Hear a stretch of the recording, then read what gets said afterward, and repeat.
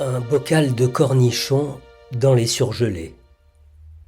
Elle l'expliquait aux jeunes filles dès le collège, et elle le leur répétait quand elles grandissaient. Il était vital qu'elles en comprennent l'importance. On ne savait pas quand, ni même si cela servirait. On espérait d'ailleurs que cela n'arrive jamais, mais mieux valait connaître cette possibilité. Et il était fondamental de ne pas en parler aux hommes. C'était une sorte de secret réservé à la caste des femmes. Un bocal de cornichons, dans les surgelés, constituait un signal. Quand un employé de l'un des supermarchés de la région trouvait un bocal de cornichons dans les surgelés, il devait en référer immédiatement à sa direction, qui la prévenait. Aucun intermédiaire ne connaissait la finalité de cette procédure.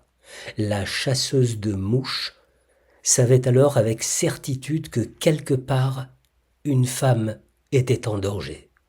Soit elle subissait des maltraitances dans le cadre de sa famille et ne pouvait porter plainte, soit elle était menacée par son partenaire, soit, dans le pire des cas, elle était victime de séquestration.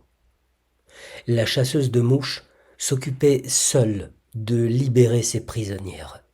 Depuis plus d'une semaine, elle surveillait sans relâche un supermarché en banlieue où on lui avait communiqué la présence anormale de cornichons dans les surgelés.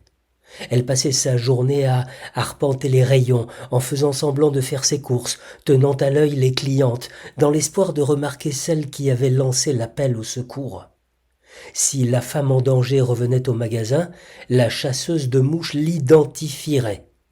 Naturellement, elle ne porterait pas de panneau avec l'inscription victime d'abus, mais il y avait toujours un détail révélateur comme des bleus, des lésions, une fracture, mais aussi un foulard ou un pardessus, malgré la chaleur, ou encore des lunettes de soleil trop grandes. Quand elle repérait une femme maltraitée, la chasseuse de mouches cherchait un contact visuel. En croisant son regard, l'autre comprenait qu'il existait une porte de sortie. La chasseuse lisait dans leurs yeux l'égarement, l'impuissance et surtout la peur.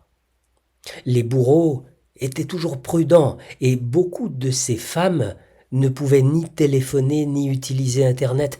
De toute façon, elles n'auraient pour la plupart pas eu la force d'appeler à l'aide de cette manière. Laisser un bocal de cornichons dans les surgelés était déjà un énorme pas. D'habitude, dans leur monde fait d'abus et d'intimidation où la moindre erreur, même une assiette cassée, était durement sanctionnée, les cornichons étaient rangés avec les cornichons et les surgelés avec les surgelés. Elles n'y dérogeaient jamais au risque de prendre des coups. Aussi, enfreindre la règle du rangement des rayons était déjà un premier acte de rébellion.